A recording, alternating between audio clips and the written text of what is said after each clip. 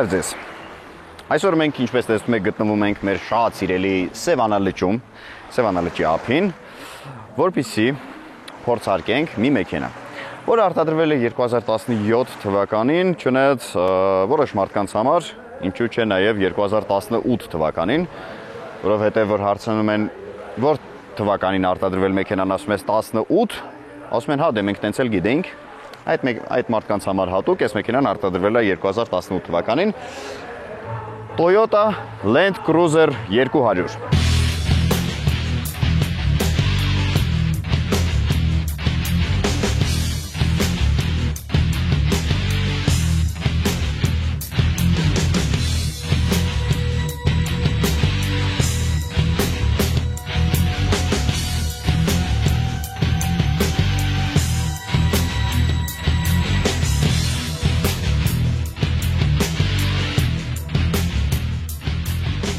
Եվ այսպես 2017 թվականի արտադրության Land Cruiser 200 ամենավերջի սերունդն է, ամենավերջի մոդելը ու ամենանն է։ Դե բնականաբար շարժիչի հնարավոր ամենամեծ տարբերակով, այսինքն 4.6 լիտր աշխատանքային ծավալով շարժիչ 309 ձիավոշ հզորություն։ Ասեմ որ հիմա շատերիդ կթվա որ 309 ձիավոշ, բայց հաշվի առեք որ մեքենան բավականին ծանր է, խայտարակ ծանր մեքենա է։ Դե իր արտաքին տեսքից էլ է երևում, իր չափերից, գաբարիտներից, բայց ասեմ որ ամեն դեպքում էդ էլ է հերիք, այնպես չի որ վատ է։ Հա, որովհետև ես ավելի տխուր էի պատկերացնում։ Մենք դեռ մայրուղի դուրս չենք եկել ճանապարհ, ասֆալտ, որ հասկանանք մեքենան սիրակաշի հետ համեմատել իր 309 ձիավժով ոնց է գնում։ Դեռ արտաճանապարհային sense մի քիչ ճանապարհով են գնում, բայց ասեմ որ խայտարակ փափուկ է, ահա որ sense ինչ որ ոչ մի բան չես զգում մեքենայի մեջ։ Բայց այն որ մեջը սրահում նստած ոնց որ տանը ինչ որ sense բասկաթոռին նստած լինես ու Ես նորից ճանապարհով իմ անձնական մեքենայով էի գալիս, այսքան հատվածը անցել եմ մոտավորապես կես ժամում։ Իսկ այս մեքենայով ընդհանրապես չի զգացում ախր խայտարակություն է սա։ Արտադրված է հենց այս տարի 2017 թվականին ու վարած ընդամենը 10800 կիլոմետր, այսինքն լիովին նոր մեքենա է։ Դե ես բավականին շատ լսել էի Toyota-ի մասին, այսինքն իր որակի մասին ու մանավանդ այն 100-ները կամ 80-ները Land Cruiser-ի, որ այն մահն են։ Դե իհարկե մի քիչ ժամանակի հարց է, ժամանակա պետք հասկանալ այս մեքենան այդքան դիմացկումն է, թե չէ, ինչքան նախորդները։ Բայց ինչ վերաբերվում է հարմարավետությանը, կոմֆորտին, այս մեքենան է որ այդ ամեն ինչը մեջը գերակշռում է, որովհետև շատ sense հանգիստ, շատ փափուկ, դե 4.6 լիտր աշխատանքային ծավալով շարժիչն է, որը որ թույլ է տալիս այս մեծ քաշը առանց խնդիրների տեղաշարժել ու դու չես նեղվում էլի, այսինքն ինքը ամեն ինչ sense կոմֆորտի համար արված է, դե բնական է մեծ շարժիչն էլ է արտադրվում կոմֆորտի համար, ու ինչի համար ինքը ստեղծված է, նախատեսված է, ինքը դա անում է, իհարկե դեռ չեմ խոսում արտաճանապարհային մասին, որտեվ դեռ չենք դուրս եկել ասֆալտից, բայց դուրս կգանք այսօր, ինչքան էլ որ մեքենան նոր է, այնուամենայնիվ մենք նրան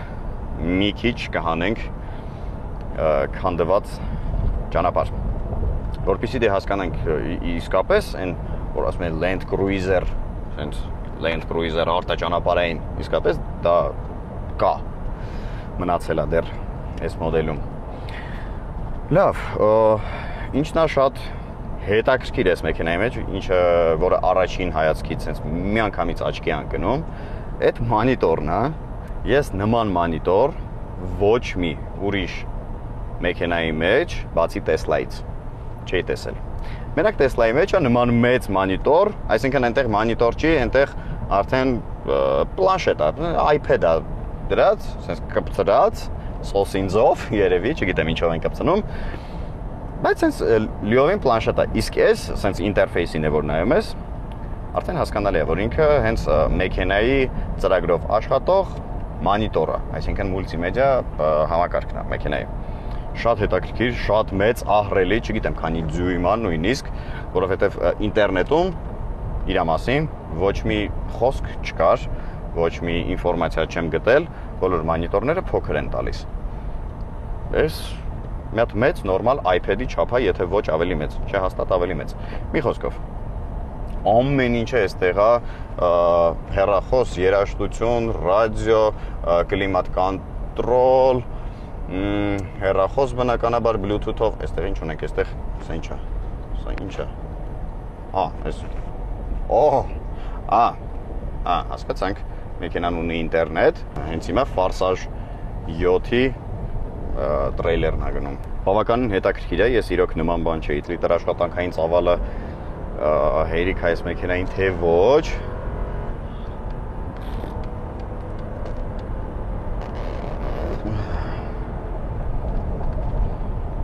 Ստում ինքներդ եք հասկանում,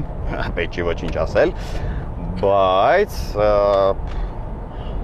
մեքենան շատ ծանր է, իրականում։ Չգիտեմ, մի քիչ ավելի շատ էի սպասում, որ սենց պետք է ասենց մի քիչ գնար, բայց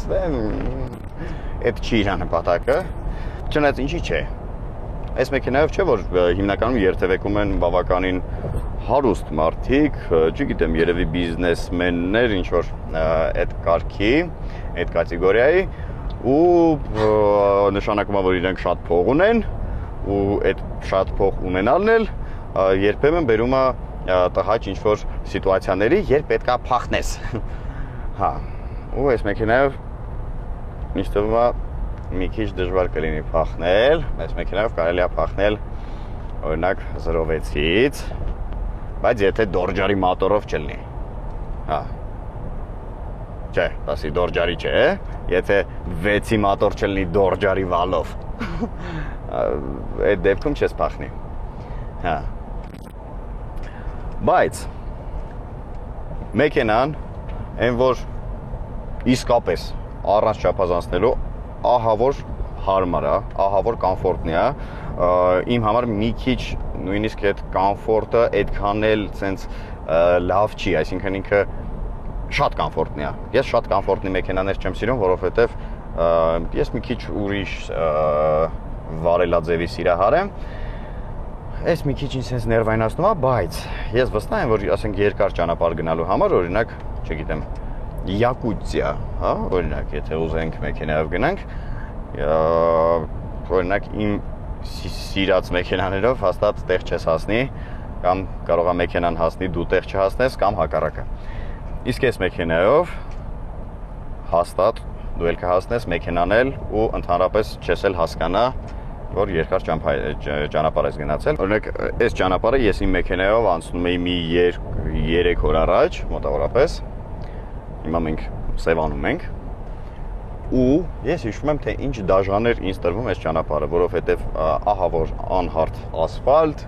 այնտեղ կտրտված փոսեր, ես իմ ինչեր անհարթություններ ու կոնկրետ տանջում էր։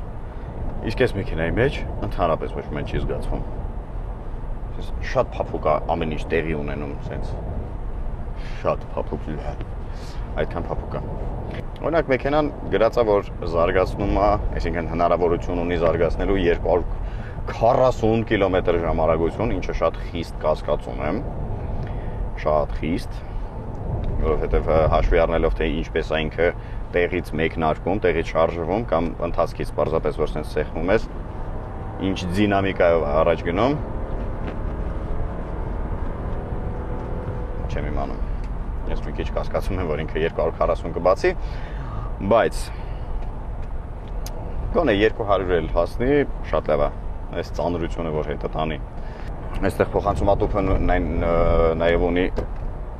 սպորտ ռեժիմ։ Սպորտ ռեժիմ։ Ինչ անում սպորտ ռեժիմը։ Սպորտ ռեժիմը պարզապես նորմալից, այսինքն D ռեժիմից մեկ աստիճան ցածր է իջացնում ու մի քիչ ավելի բարձր պտույտներ է պահում, շատ շուտ փոխարկում չի կատարում, մի խոսքով։ Դե ռեժիմ, էս ռեժիմ։ Ու ձեռքով փոխարկումներ կատարելու հնարավորություն եւս։ Հիմա 4-րդ ենք, կարող ենք 3-րդ, երկրորդ չեմ ուզում, մեղքա։ Բայց այս մոնիտորը ամենահետաքրքիրն է, ես չգիտեմ։ Ես իրոք նման բան ոչ միտեղ չէի տեսել, անընդհատ ինձ զարմացնում է։ Այս մեքենայի պլյուսներից, ամենամեծ պլյուսներից մեկը, ուրեմն քանի որ մենք հայերս միաժամանակ համ շատ սիրում, համ շատ վախում ենք սև մեծ մեքենաներից, կլինի Toyota Land Cruiser, կլինի Geländewagen, Mercedes-ի կամ չգիտեմ, նման ինչ-որ sense բրուտալ քառակուսի մեծ վախենալու մեքենաներ, մենք համ սիրում ենք, համ վախենում ենք։ Դրա համար, ավելի ճիշտ, հետևաբար, որտեղով էլ որ երթևեք ես, դու միշտ ուշադրության կենտրոնում ես ու միշտ քեզ բոլորը ճանապարհ են տալիս։ Այսինքն ոչ ոք ոչ քո կողմ կգա առանց թարթիչ միացնելու, միայն առանց թարթիչ միացնելու կարող են դիմացիցդ փախնել, բայց քեզ վրա հաստատ չեն գա։ Իմ ամենաչսիրած համակարգն է start-stop համակարգը, բայց եվրոպացիները եւ ճապոնացիները ուղակի ուշքները գնում են start-stop համակարգի համար, բայց հիմնականում ավելի շատ եվրոպացիները։ Ունենք մուլտիղեկ, առանց որի պարզապես չէինք կարող մենք ապրել, երևի ես մեքենայում,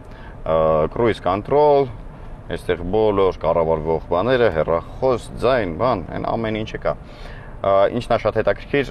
բավականին շատ ցուցիչներ կան, ինչը շատ մեքենաների մեջ չկա ու առավել եւս նոր մեքենաների մեջ։ Ինչ որ բոլորը չգիտես ինչի խնայում են այդ ցուցիչների վրա, ինչ որ չեմ հասկանում ինչի, օրինակ շատ մեքենաներ կան, որ նույնիսկ ջրի ջերմաստիճանի ցուցիչ ունեն։ Պարզապես երբ ջուրը արդեն սկսում է եռալ, մի հատ նշան կա, այդ նշանը կարմրում է, վառվում կարմրում է։ Երբ որ ջուրը սառն է, կանաչ է կամ կապույտ է։ Բայց դա սխալ է, որովհետև դե ամեն մարդ էլ ուզում է հասկանա ինչ վիճակում է իր մեքենայի շարժիչի ջուրը, ու ասենք որ մի քիչ բարձրանա, իմանաս ինչ ես անում։ Կանգնես, հովացնես, բան։ Հիմա այս նոր մեքենաների մեջ շատ քիչ կհանդիպես նման բան։ Առավել եւս յուղի ջերմաստիճան, ջերմաչափ։ Շատ քիչ մեքենաների մեջ կան։ Եթե ջրի ջերմաչափ գոնե մի 80-70% մեքենաների մեջ կա, յուղինը երևի մի 40% մեքենաների մեջ կլինի։ Եվ յուղինը, եւ հոսանքինը, այսինքն մարդկոցի հոսանքը։ Այստեղ նույնիսկ դրա ցուցիչը կա։ Մարդկոցի հոսանք, եթե չեմ սխալվում, կար Զապարոժեցի մեջ։ Ճիշտ եմ հիշում։ Ասածս ինչ է, որ այս մեքենան բոլոր պետքական ցուցիչները ունի։ Այսինքն դա ինչ է նշանակում, որ այս մեքենան նախատեսված է վարորդի համար, հա, որ վարորդը որոշ չափով տեղեկացված լինի իր մեքենայի հետ կապված բաների մասին։ Որովհետև օրինակ նոր մեքենաները BMW X6 օրինակ վերցնենք, հա, նույնիսկ չունի այն տարական յուղ չափելու, յուղ ստուգելու այն ձողը, նույնիսկ չունի այն տարական բանը, որը մենք կոչում ենք շուպ, ինչով որ յուղն ենք չափում, յուղի մակարդակը շարժիչի մեջ։ Իբրև ամբողջը այսպես ցուցիչներով է, էլի, հա, եթե յուղդ պակաս լինի, դու կտեսնես բանի բորտամակարգչի վրա։ Դա ինձ պետք չի, ինձ պետք է ես հանեմ յուղոտ, sense մի հատ կտորով մաքրեմ, նորից ստուգեմ ու հասկանամ իմ յուղը պակաս է թե ոչ։ Մի խոսքով, ինչի համար եմ ես ամեն ինչը ասում։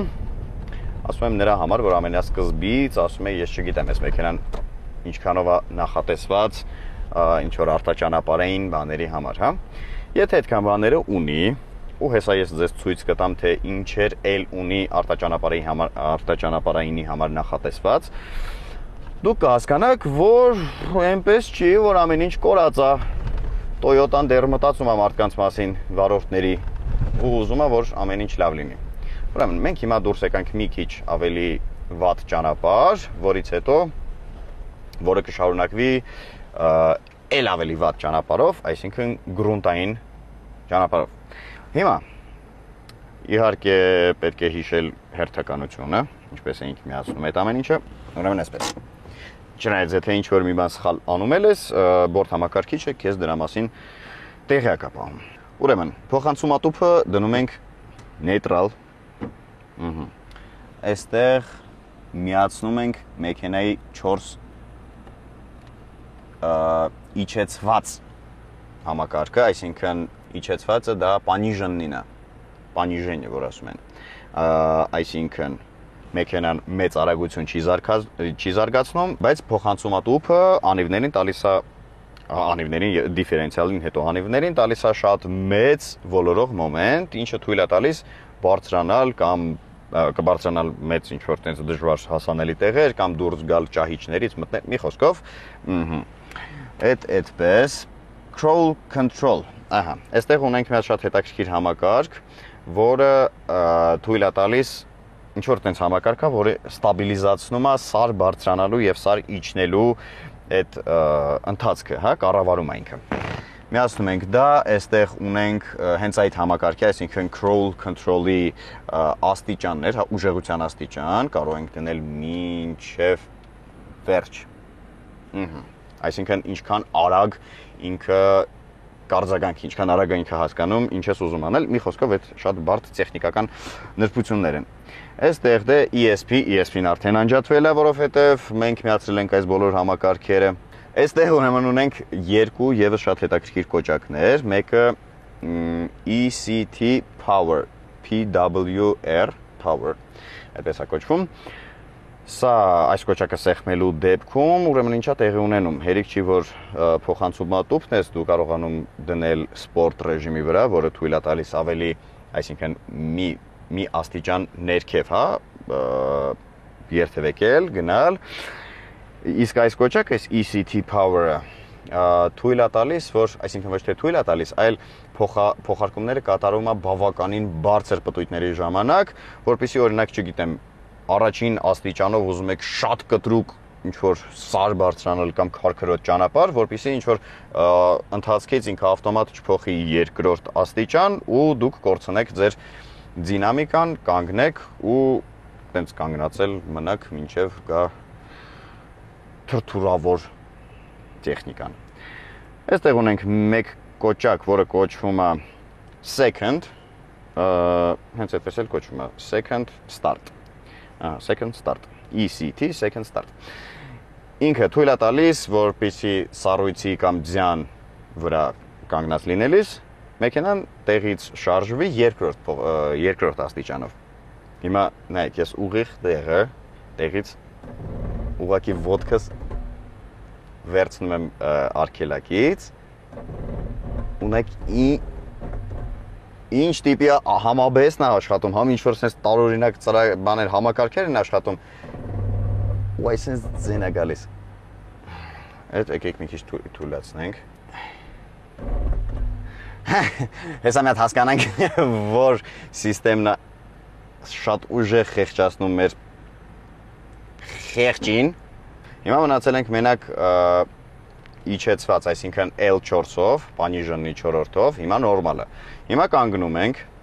D-ի վրա, հիշում ենք, որ D-ի վրա պահած պետք է սեղմել այս crawl control համակարգը, սեղմեցինք։ Ասում եմ, սեղմեցինք մենք քեզ, ահա։ Այս crawl control-ն է, հասկացանք, հիմա ինչ ենք անում մենք իրա հետ, այսպես, այստեղ,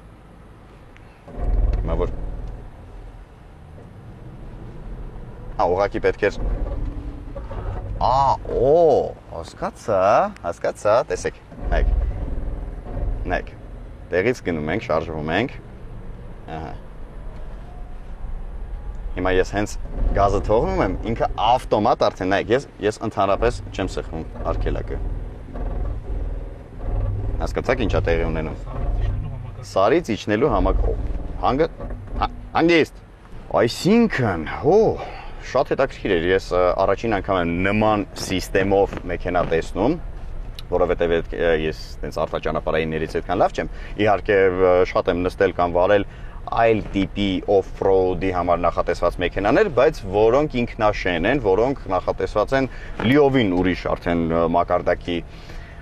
համար, բայց սենց սիստեմներ ոչ ոքի վրա չէի տեսել, շատ հետաքրքիր բաներ, գիտեք, ես պատկերացնում եմ ինչ տիպի զառիվայր կարելի է իջնել այս մեքենայով, այս համակարգը միացրած։ Նույնիսկ ձմեռը։ Եկեք մի հատ էլ փորձենք, էլ ինձ հետաքրքիր է։ Ուրեմն միացնում ենք սա, crawl control-ը միացրեցինք ու այստեղ ունի 5 աստիճան ուժեղություն։ Այսինքն հիմա մենք ամենաառաջին աստիճանի վրա ենք։ Առաջին աստիճանի վրա։ Գազը թողեցինք, ինքը նայեք, ես ոչինչ չեմ սեղմում։ Ինքը աշխատում է ABS համակարգը։ Հիմա գազը սեղմեցի, առաջին, երկրորդ, երրորդ, չորրորդ, հասկանում եք, չէ՞, ինչքան արագ-արագ է ինքը փոխարկումները կատարում, որովհետև իջեցված մենք բանի համակարգի վրա ենք։ Հիմա այս գազը թողնում եմ, նայեք, արագությունը իջավ, հենց հասնում է, հեսա կասեմ, 30 արագության, օպա։ Տեսեք, ինձ շատ հետաքրքիր է,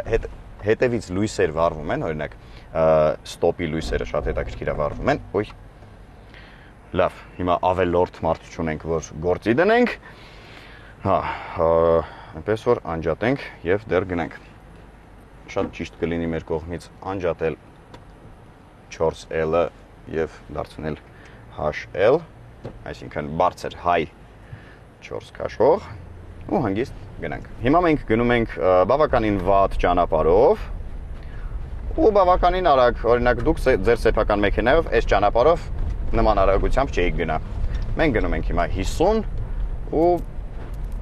շատ վատ ճանապարհով, բայց ես ընդհանրապես չեմ նեղվում։ Օպերատորս ընդհանրապես դու նեղվում ես։ Ես հա։ Դու հա։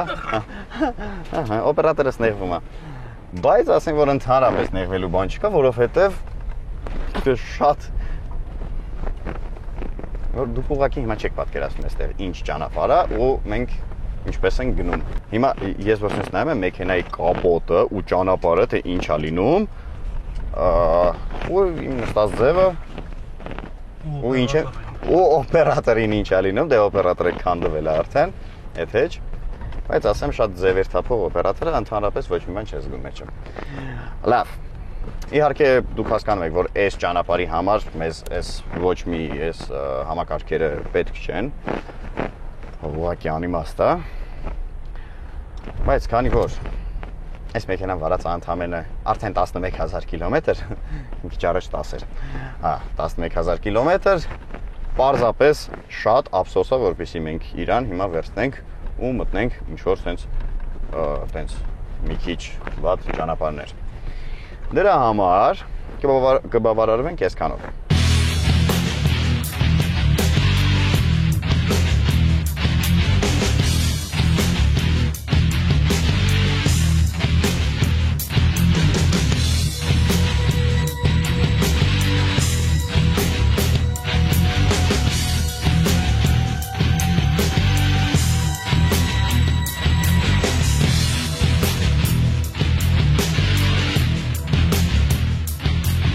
Այստեղ մեջտեղում իհարկե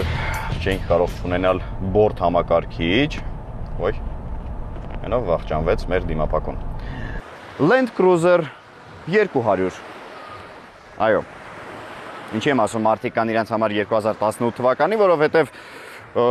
չգիտեմ, մարդիկ կան կանգնում հարցնում են, բայց որ հարփած ժողովուրդ Արա մխոպ, հələ հեռախոսը դու հանեմ զանգեմ։